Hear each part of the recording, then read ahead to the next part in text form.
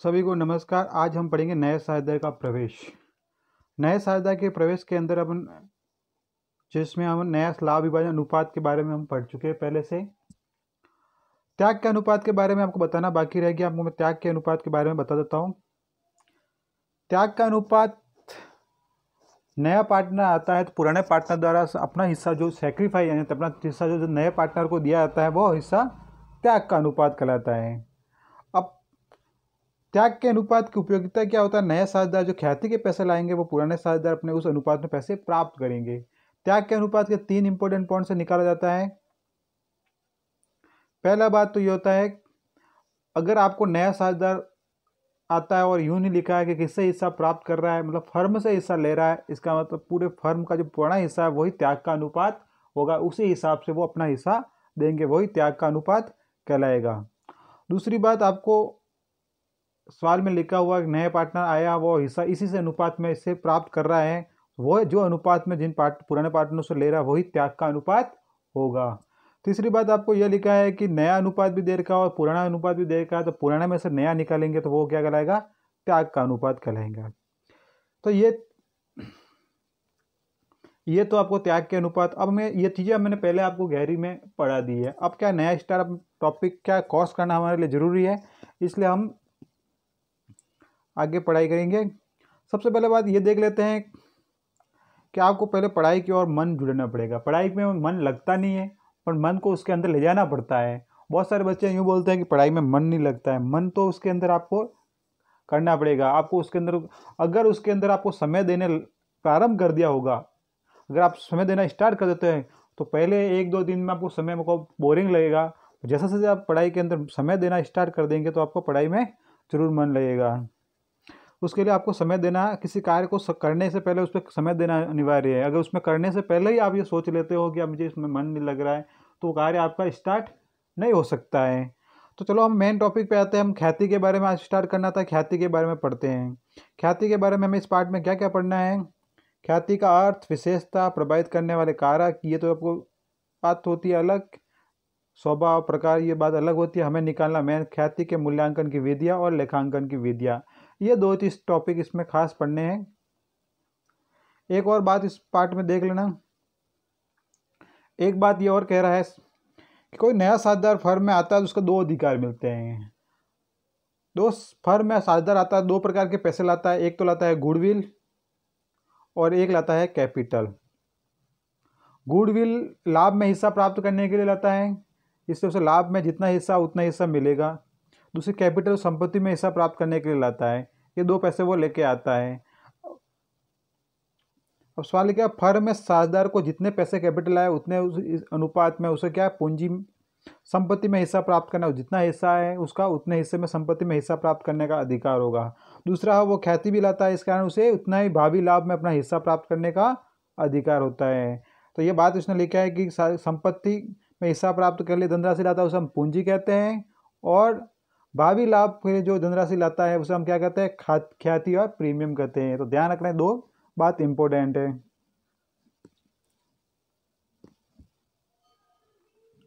आज का टॉपिक है गुडविल, ख्याति। अब ख्याति के बारे में हम पढ़ेंगे। पहली बात तो ख्याति एक अदृश्य संपत्ति है।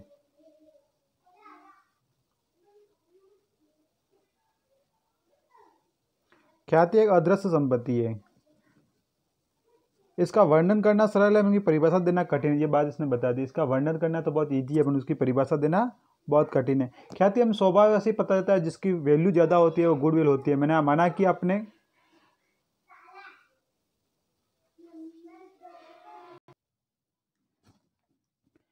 ख्याति एक वैल्यू होती है जिसकी वैल्यू हम निकालते हैं। जैसे कि कोई व्यक्ति 2 दुकानें माना कि बनाता है। एक जो पब्लिक पैलेस है वहाँ पर बनाता है, और एक कोई वहाँ रहता नहीं है, जहाँ लोगों का पब्लिक पैलेस नहीं है, जहाँ व्यवसाय के लिए योग्य नहीं है, वहाँ बनाता है। अगर दोनों की बिल्डिंगें सेम होती है, दोनों एक ही आकार में बनाई जाती है, तो जहाँ पब्लिक पैलेस है उसकी वैल्यू ज़्यादा होती है, और जहाँ जहाँ लोगों के आगमन कम होता है उसकी वैल्यू कम होती है। तो वही गुडविल होती है। इसकी समझाना बहुत सरल है, पर इसकी परिभाषा देना बहुत कठिन है। ये इनटेंजिबल असेट्स अमूर्त संपत्ति होती है, इसका मूल्य में परिवर्तन होता रहता है। ये अदृश्य संपत्ति है, इसका एक मूल्यवान संपत्ति के रूप में जाता है। इसका लाभार्जन में सहायक है, इसमें गुड वैल्यू होती है, जितने ज़्यादा गुड विल होगी उतने लाभार्जन में ये क्या होगी, सहायक होगी। ये ग्राहकों को अपने स्थान आकर्षण करती है और पुराने स्थान पर ले जाती है, और इसका मूल्य हमेशा परिवर्तन होता रहता है। तो ये ख्याति की विशेषता है। अब ख्याति की आवश्यकता क्यों पड़ती है? कोई ख्याति के जो मूल्यांकन है उसकी वैल्यू निकालने की जरूरत क्यों पड़ती है? भाई ख्याति के कितने रुपए की गुडविल है उसकी निकालने की आवश्यकता क्यों पड़ती है? तो ये आपको ये टॉपिक निकालने के लिए, ये टॉपिक आप जब पढ़ेंगे उसके अंदर गुडविल आपको निकालने पड़ेगी। जब नया साझेदार प्रवेश होगा, अगर कोई फर्म में नया साझेदार आता है तो वो पैसे उससे लिए जाएंगे, क्योंकि दुकान में साझेदार बनाया जाएगा, उससे पैसे लेने पड़ेंगे। अब उससे लाभ के हिस्से संपत्ति का मूल्य निकाल लेंगे, भाई इतनी संपत्ति है, इतना तेरा हिस्सा बनता है, इतने रुपए बनते हैं, वो निकाल देंगे। परंतु लाभ के हिस्से के लिए वो जो लाभ लाएगा उस लाभ के हिस्से के लिए उसे गुडविल के पैसे लिए जाएंगे। जब कोई साझेदार मध्य लाभ अनुपात, भाई लाभ बांटने का हिसाब जो है अनुपात, वो अगर परिवर्तन करते हैं, किसी का हिस्सा ज़्यादा बढ़ाते हैं, वो किसी का हिस्सा कम करते हैं, तो गुडविल का मूल्यांकन निकाल के जिसका हिस्सा कम होता है उसको जो जिसका हिस्सा बढ़ता है वो पैसे देगा। कोई साझेदार व्यवसाय को छोड़ के चला जाता है या अवकाश ग्रहण करता है या मृत्यु होती है तो उसको भी अपने ख्याति के पैसे देने पड़ते हैं, इसलिए ख्याति का मूल्यांकन करना जरूरी है। और फर्म को बेचा जाता है तो भी ख्याति का मूल्यांकन करना पड़ेगा, कितने रुपए वैल्यू है, और दो फर्मों का एक किया जाता है तभी ख्याति का मूल्यांकन किया जाएगा। अब एक ख्याति के प्रकार। ख्याति दो प्रकार की होती है, एक तो क्रय की ख्याति और एक स्वयं अर्जित की ख्याति।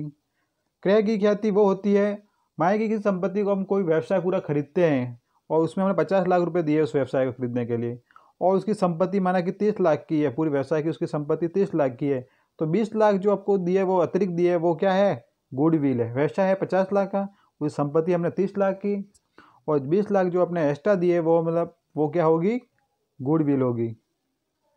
किसी व्यवसाय को क्रय करते समय दिया गया प्रतिफल शुद्ध संपत्ति मूल्य में से अधिक होता है तो वो ख्याति कहलाते हैं। जो अपने गुडविल क्या होगी, जो व्यवसाय को खरीदा उसका पैसे माइनस उसकी असेट्स कितनी जो बचाएगा वो गुडविल होगी। किसी व्यवसाय को क्रय करने से उत्पन्न होती है, पुस्तक में इसका लेखा गया है। जो क्रय की ख्याति है, जो परचेज की गुडविल है, उसका हम पुस्तकों में लेखा करते हैं। और इसे कहाँ दिखाएंगे, बैलेंस शीट के किस पक्ष में दिखाएंगे, असेट्स पक्ष में इसको दिखाना है, बैलेंस शीट के असेट्स पक्ष में। अब स्वयं अर्जित ख्याति। ये व्यवसाय संस्था को धीरे धीरे अपना यश बढ़ाता है, मूल्य बढ़ता है तो धीरे धीरे स्वयं अर्जित ख्याति कहते हैं। जैसे हमने कोई स्कूल है उसको धीरे धीरे बढ़ती है तो उसकी वैल्यू वैसे ही बढ़ती जाती है, तो वो ये स्वयं अर्जित ख्याति है। लेखा मानक 26 और अकाउंट स्टैंडर्ड 38 के उसका पुस्तकों में लेखा नहीं करना है। और इसका इस प्रकार ख्याति का मूल्यांकन प्रश्न। पूर्ण गठन कब होता है, मैंने आपको ऊपर वो बता दिया ख्याति की आवश्यकता क्या पड़ती है, वो पूर्ण गठन हुए थे। नया साझेदार का प्रवेश होता है, कोई साझेदार अवकाश करना चाहता है, फर्म को बेचा जाता है, दो फर्म को एक किया जाता है, तो पूर्ण गठन की आवश्यकता होती है। अब है ख्याति के प्रकार। ख्याति तीन प्रकार की ख्याति के प्रगति। ख्याति तीन प्रगति होती है, बिल्ली के स्वभाव के, कुत्ते के स्वभाव के और आकस्मिक घटना संबंधित ख्याति।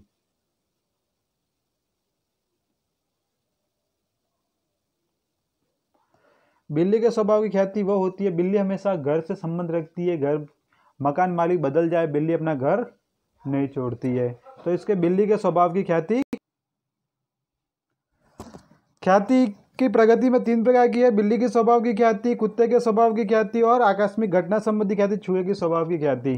बिल्ली के स्वभाव की ख्याति वह ख्याति होती है जिसमें क्या होता है, बिल्ली हमेशा घर से संबंध रखती है, मालिक से संबंध नहीं रखती है। चाहे बिल्ली घर का मालिक बदल जाए, बिल्ली अपना स्वभाव उसी घर में खाना खाएगी, उसी घर में रहेगी। इसका तात्पर्य यह होता है, किसी व्यक्ति की संस्था एक जो अच्छी जगह बनी हुई है उसमें अगर उसके चलाने वाला अगर बदल जाता है, दूसरा भी आएगा तो वो वहाँ से चलेगी। उदाहरण के लिए कोई माना कि बस स्टॉप या कोई पब्लिक प्लेस है, वहाँ पर किसी प्रकार की दुकान है, अगर वो खाली करके चला जाता दूसरा आता है तो वहाँ भी वो चलेगी क्योंकि वो पब्लिक प्लेस है। तो ये बिल्ली के स्वभाव की ख्याति कहा जाती है। बिल्ली हमेशा घर के स्वामी, घर के अंदर स्वामी भले ही बदल जाओ वो उसी घर में ही रहती है। दूसरी प्रकार की ख्याति है कुत्ते के स्वभाव की ख्याति। कुत्ते के स्वभाव की ख्याति मतलब कुत्ता हमेशा मालिक के साथ जाता है, अपनी वैल्यू हमेशा साथ लेके जाते हैं। कुत्ते की स्वभाव की ख्याति हमेशा, कुत्ता हमेशा मालिक के साथ ही चलता है। माना कोई प्रोफेशनल डॉक्टर है, किसी जगह चेंज कर देता है, बदल देता है, दूसरी जगह चला जाता है, तो उसकी गुडविल हमेशा उसके साथ ही जाएगी, वो बदले वहाँ पर नहीं रहेगी। तो कुत्ता हमेशा मालिक के साथ में चलता है। तीसरी है आकस्मिक घटना संबंधी ख्याति है चूहे के स्वभाव। चूहा किसी से न मालिक से संबंध रखता है, न घर से संबंध, जहाँ मिलता है वहाँ खा लेता है। किसी घटना घटने पर वो उसकी गुडविल बढ़ जाती है। माया की किसी जगह दुकान है, उसकी कभी वैल्यू नहीं होती है, और किसी दिन वहाँ पर कोई मेला लग गया है तो उस दिन उसकी वैल्यू बढ़ जाती है। तो वो चूहे के स्वभाव की ख्याति है, किसी घटना घटने पर उसकी वैल्यू बढ़ जाती है।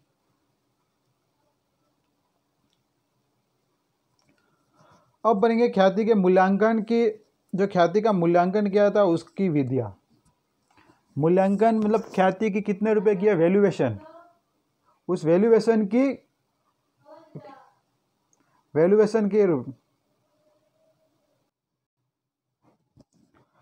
ख्याति के मूल्यांकन विधि में है पहला क्रय विधि। क्रय विधि परचेज विधि। क्रय ख्याति का मूल्यांकन व्यवसाय के लाभ में कुछ वर्षों का क्रय का गुणा के आधार पर क्रय विधि से किया जाता है। इसके दो आधार होते हैं, औसत लाभ और अधिलाभ। अब क्रय विधि में मतलब क्या होता है, ख्याति निकालने के लिए क्रय विधि, जो आपका जो भी लाभ आएगा उसके क्रय वर्ष का गुणा किया जाएगा। आपको सवाल में देगा इतने क्रय वर्ष या 3 क्रय वर्ष, 4 क्रय वर्ष या 5 क्रय वर्ष, उतने जितने क्रय वर्ष हो गए उस वैल्यू से गुणा किया जाएगा। अब किस वैल्यू से गुणा करना है वो आपको दो विधि दे रखी है, एक तो औसत लाभ विधि और एक होता है अधिलाभ विधि। अब औसत लाभ दे रखा है तो औसत लाभ का कितना गुना है, 2 गुना, 3 गुना, 4 क्रय वर्ष या 5 क्रय वर्ष, तो वो आपको वो निकालना है। सबसे पहले हम पढ़ते हैं औसत लाभ, एवरेज प्रॉफिट। एवरेज प्रॉफिट सबसे पहले हम पढ़ते हैं एवरेज प्रॉफिट।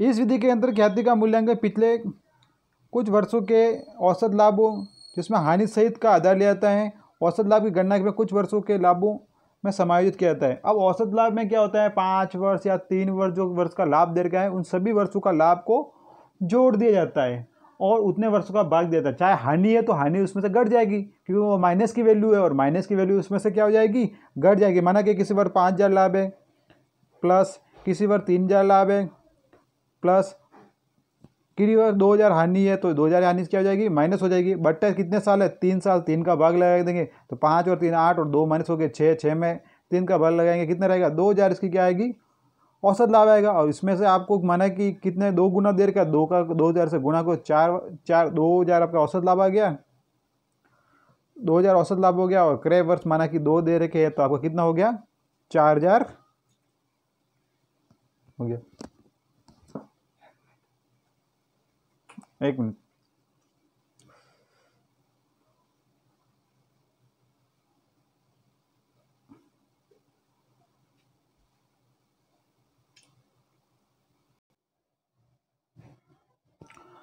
अब औसत लाभ निकालने वो बता दिया कि आपको 3 वर्षों का लाभ है, उसमें हानि घटा देंगे, हानि हो तो हानि, नहीं हो तो नहीं घटाना है। परंतु औसत लाभ निकालने के लिए कुछ आपको, औसत लाभ क्यों निकाल रहे हैं, हम गुडविल निकाल रहे हैं कि व्यापार के एवरेज लाभ है उस एवरेज लाभ के कितने गुना गुडविल हम मान रहे हैं कि व्यापार में इतने वर्षों का लाभ है, उतने वर्षों के लाभ के बराबर इतने गुना हमें गुडविल है, इतने हम गुडविल मान रहे हैं। परंतु कुछ औसत लाभ को भी कुछ चीज़ें प्रभावित होते हैं, वास्तविक में उस लाभ को प्रभावित करते हैं, उस लाभ का होता नहीं है परंतु उसे प्रभावित करते हैं, कभी हानि होती नहीं है उसे प्रभावित करते हैं। जैसे आपको इन समायोजन आपको दे रखे इस औसत लाभ में ये समायोजन करने किसी वर्ष में।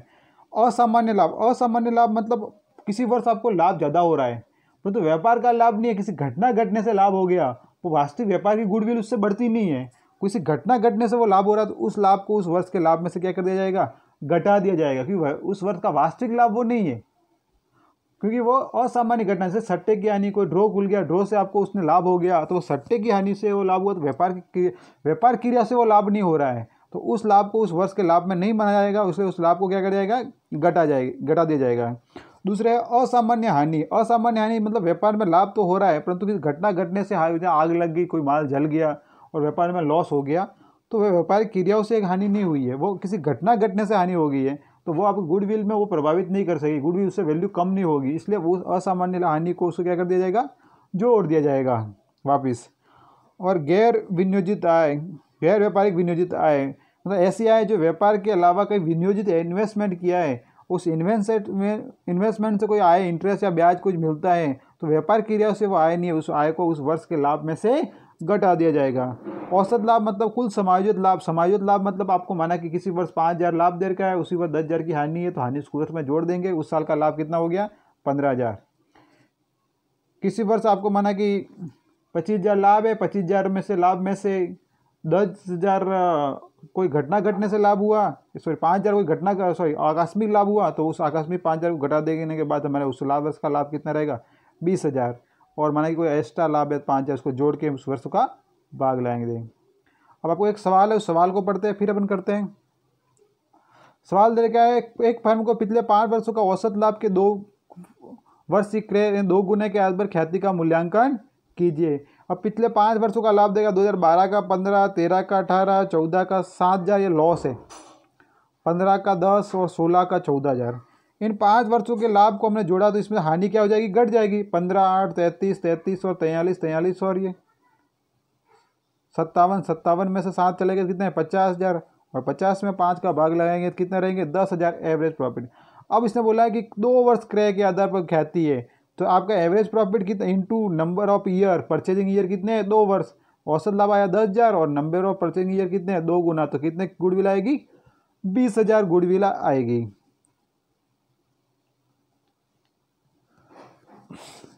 दूसरा आपको दे रखा है, एक फर्म के पिछले 3 वर्षों के औसत लाभ के 2 वर्ष के आधार पर, जो पिछले 3 वर्षों का औसत लाभ आएगा उसके 2 वर्ष के आधार पर आपके पास गुडविल निकालनी है।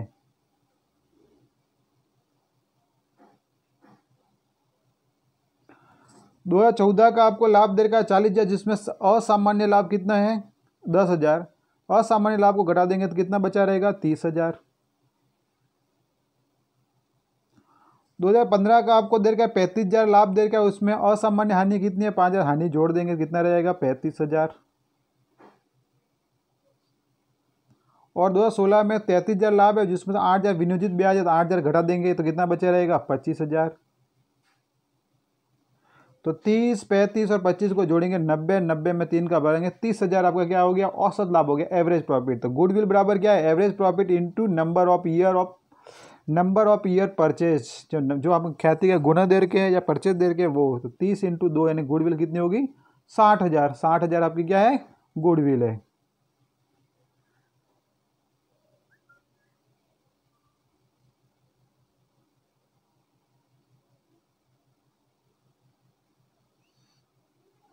एक सवाल और आपको दे रखा है, उदाहरण समझा रखा है इसने कि 2012 में 5,000 लाभ है, जिसमें 5,000 सट्टे का लाभ शामिल है, सट्टे का लाभ घटा देंगे तो वो लाभ उस साल का कितना बचा रहेगा 20,000।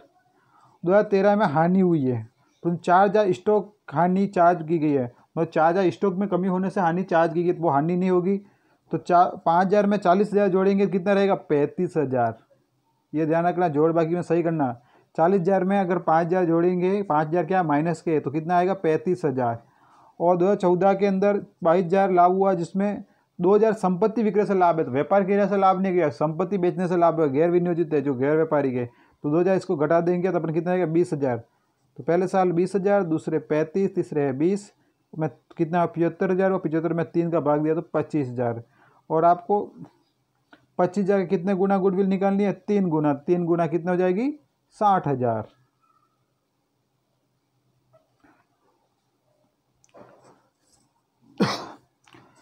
एक आपको दे रखी है भारित औसत लाभ विधि। भारित औसत लाभ विधि क्या होता है गुडविल निकालने के लिए, ये सबसे उपयोगी विधि भी होती है उसमें जिस समय व्यापार में न्यूनतम लाभ में बढ़ रहा है, न्यूनतम लाभ घट रहा है।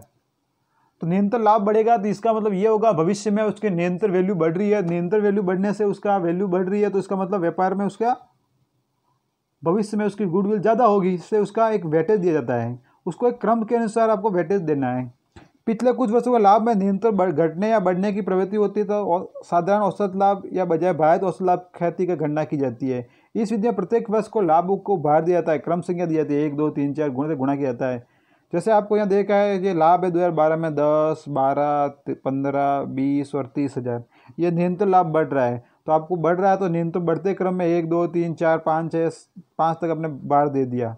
फिर इस 12 को इससे गुणा किया, 1 से 10,000 10,000, 24,000 45,000, 20 को 4 से 80,000, 30 को 5 से 1,50,000। फिर की जोड़ लगाई 3,09,000 और फिर इधर बाहर वेट की भी जोड़ लगानी है। वेट कितना है 15 है, तो औसत लाभ कितना आया 20,000 आया।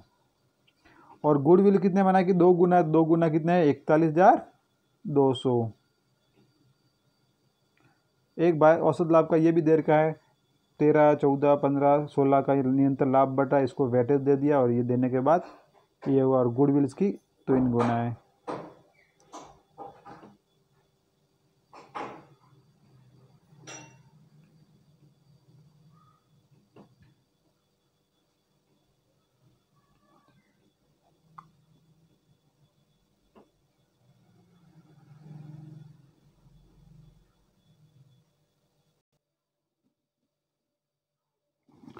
औसत लाभ के बाद हम अधिलाभ पढ़ते हैं, सुपर प्रॉफिट पढ़ते हैं। सुपर प्रॉफिट पहले निकालना पड़ना, सुपर प्रॉफिट क्या होता है उसका निकालना समझ लेना। यह फर्म के सामान्य लाभ से अधिक लाभ कमाया जाता है, इसे अधिलाभ के कहा जाता है। सामान्य लाभ से जो अधिक होता है उसे हम सुपर प्रॉफिट कहते हैं। अब सामान्य लाभ कैसे निकालते हैं? सामान्य नॉर्मल प्रॉफिट बराबर capital employed into number of return NNR बटा 100। सुपर प्रॉफिट निकालने के लिए हमें एक्चुअल जो एवरेज प्रॉफिट आता है, एक्चुअल एवरेज प्रॉफिट आता है उसमें नॉर्मल प्रॉफिट माइनस करना है। सुपर प्रॉफिट बराबर actual average profit minus normal profit. और नॉर्मल प्रॉफिट कैसे निकालते हैं, सामान्य लाभ कैसे निकालते हैं? तो सामान्य लाभ बराबर विनियोजित पूंजी कैपिटल एम्प्लॉय इन सामान्य प्रत्याय दर आपको सवाल के अंदर दे रखा होगा अपॉन 100। कैपिटल नॉर्मल प्रॉफिट बराबर capital employ into number of जो सामान्य प्रत्याय दर है वो आपको दे रखी होगी। अब कैपिटल एम्प्लॉयज आपको जो रेशो वाला पार्ट है उसमें आपको अच्छे से समझा रखा है। जो रेशो वाला है अकाउंट रेशो है उसके अंदर, उस पार्ट के अंदर कैपिटल एम्प्लॉयड बराबर जो असेट्स होती है, कैपिटल असेट्स होते हैं आउटस्टैंडिंग लाइबिलिटीज में कराते हैं। विनियोजित पूंजी बराबर प्रयुक्त संपत्ति मतलब बाहरी दायित्व। वैसे इस पार्ट में आपको निकालने के लिए कैपिटल एम्प्लॉय सवाल में दे रखी होगी और सामान्य प्रत्याय दर भी दे रखी होगी। और अगर नहीं दे रखी होती है तो आपको ऐसा निकालना है, जो आपको ब्याज दर की उसमें रिस्क रेट भी जोड़ देनी होती है। ब्याज दर में रिस्क रेट भी जोड़ती है। अधिलाभ शून्य हो या ऋणात्मक होने पर ख्याति मूल्य शून्य होगा। ये भी बात इंपॉर्टेंट है, अधिलाभ शून्य या ऋणात्मक होने पर ख्याति मूल्य शून्य होगा। अब गुडविल कैसे निकालेंगे? तो अधिलाभ से गुडविल कैसे निकालेंगे? तो गुडविल बराबर जो भी आपका सुपर प्रॉफिट दे रखा उसके कितने गुना है, 1 गुना है या 2 गुना है या 3 गुना है, जो भी गुना दे रखा उतने गुना गुडविल होगी। गुडविल बराबर जो super profit into number of year, अधिलाभ इंटू क्रय वर्ष तो आपको सवाल में दे रखे होंगे। ठीक है, अब एक सवाल आपको दे रखा है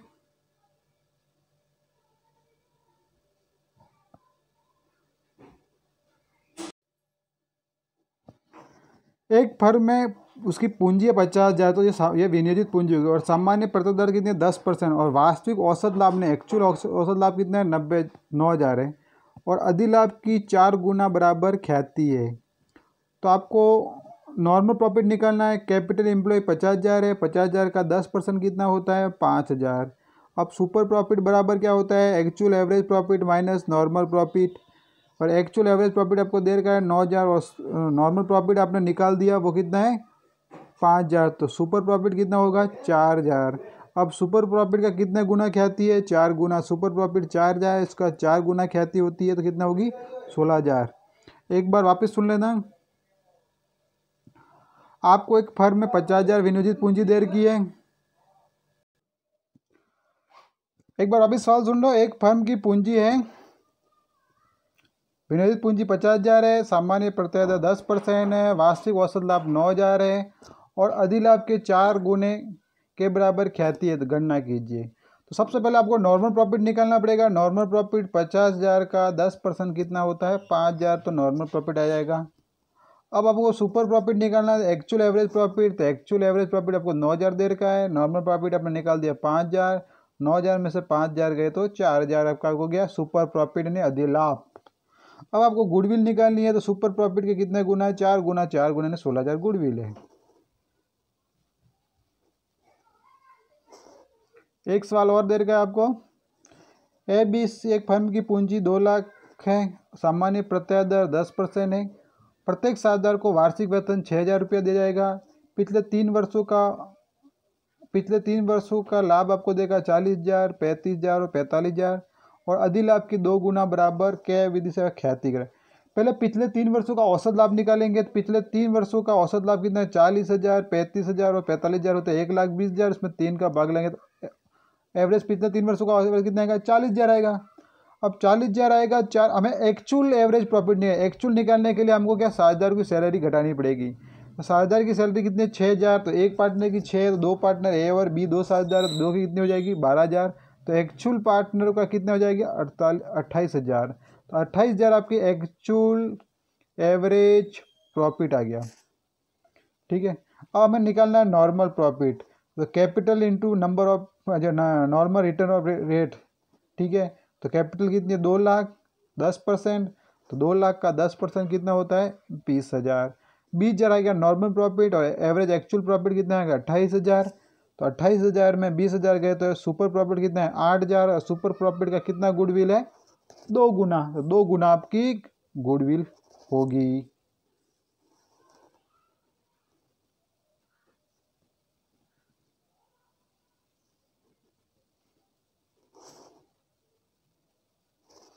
एक सवाल और पढ़ लेते हैं। 1,017 को फर्म की संपत्ति 2 लाख की है, उसी वर्ष रोकड़ इसमें जिसमें 10,000 रोकड़ शामिल है, उसी तिथि को लेनदार 10,000 थे, और फर्म साझेदार की पूंजी खाते 1,60,000 का शेष था, और संचय 30,000 थी, ब्याज की दर 8% है, और जोखिम की 2% दर है, अधिलाभ के 3 वर्षों क्रय के आधार फर्म की ख्याति का मूल्य 33,000 हो, तो वास्तविक औसत लाभ कितना हो वो निकालना है। अब आपको गुडविल भी दे रखी है, गुडविल कितनी है आपको सुपर प्रॉफिट के 3 वर्ष के क्रय के आधार पर 33,000 है, तो 33,000 सुपर प्रॉफिट के 3 वर्षों के क्रय के आधार पर, तो सुपर प्रॉफिट 3 का भाग लो, सुपर प्रॉफिट कितना आ जाएगा, तो ये निकल गया सुपर प्रॉफिट हो गया 11,000। और हमें क्या ज्ञात करना है, actual average profit, actual average profit निकालना है हमें एक्चुअल एवरेज प्रॉफिट निकालना है, हमें निकालना है एक्चुअल एवरेज प्रॉफिट। अब हमें असेट्स कितनी देर की 2 लाख, उस असेट्स में से अगर लेनदार घटा देते हैं तो कैपिटल एम्प्लॉयड है, असेट्स माइनस लाइबिलिटीज, 2 लाख में से 10,000 घटा कैपिटल एम्प्लॉयड कितने 90,000, और NNR मतलब नॉर्मल रेट ऑफ रिटर्न बराबर जो रेट इंटरेस्ट है उसमें रिस्क रेट है, रेट इंटरेस्ट 8% और रिस्क रेट 2%, तो NR कितनी 10%। अब हमें निकालना normal profit, normal profit capital employed into 10% है, 1,90,000 का 10% कितना 19,000। अब हमें अधिलाभ दे रखा है, अधिलाभ कैसा दे रखा है 33,000 आपको दे रखा है ख्याति, और इसके अधिलाभ कितने गुना है 3 गुना, 33 का 3 गुना है, तो अधिलाभ कितना हो जाएगा 11,000, कितना हो जाएगा 33 में 3 का भाग लगाएंगे 11,000 आ गया सुपर प्रॉफिट। सुपर प्रॉफिट बराबर वास्तविक औसत लाभ ज्ञात बराबर नॉर्मल प्रॉफिट दे रखा है। अब इसका क्रॉस हो जाएगा, तो वास्तविक औसत लाभ बराबर जो इसके अंदर इधर जाएगा ये 11,000 जुड़ जाएगा, तो कितना सुपर प्रॉफिट वास्तविक एक्चुअल प्रॉफिट कितना आ जाएगा 30,000 आ जाएगा। जो देर का आपको निकाल के 11,000 इसमें जुड़ जाएगा, वास्तविक औसत लाभ कितना आ जाएगा 30,000 आ जाएगा। एक सवाल और देर का, इसमें एक फर्म के पिछले 3 वर्षों का लाभ आपको देर का है 20,000, 17,000, 23,000, और विनियोजित पूंजी 1 लाख है, सामान्य प्रत्याय दर 12%, तो अधिलाभ के 3 वर्षों के आधार पर ख्याति करना, तो पिछले 3 वर्षों का औसत लाभ कितना है 20,000, और नॉर्मल प्रॉफिट कितना आएगा 12% में 12,000, और अधिलाभ बराबर actual average profit minus normal profit, actual average profit कितना 20,000 और 12,000 क्या नॉर्मल प्रॉफिट, तो बच्चा कितना 8,000 सुपर प्रॉफिट। सुपर प्रॉफिट का कितना गुना गुडविल है 2 गुना। सुपर प्रॉफिट का कितना गुना है? 3 गुना है, गलत छप गया है, 3 गुना, 3 गुना कितना हुआ? 24,000, 24,000 गुडविल है। तो ये गुडविल की हमने जो वर्षों के क्रय के आधार पर विधि पढ़ ली थी, हम पूंजी विवरण विधि कल पढ़ेंगे, ठीक है। इसके जो ऑप्शन वाले अति लघुत्मक में सवाल है वो कर देना आप सभी। अब क्या होगा, अब आपको पढ़ाई इसमें अगर जुड़ोगे तो आगे कुछ ना कुछ होगा, नई पढ़ाई से जुड़ोगे तो आप मैं क्या कोर्स अब स्टार्ट करूँगा, ख़त्म कर दूंगा मैं यहाँ पे और व्यवस्थित करूँगा इसमें बोर्ड ला के, इसलिए आप जल्दी जल्दी इसको स्टार्ट कर ले।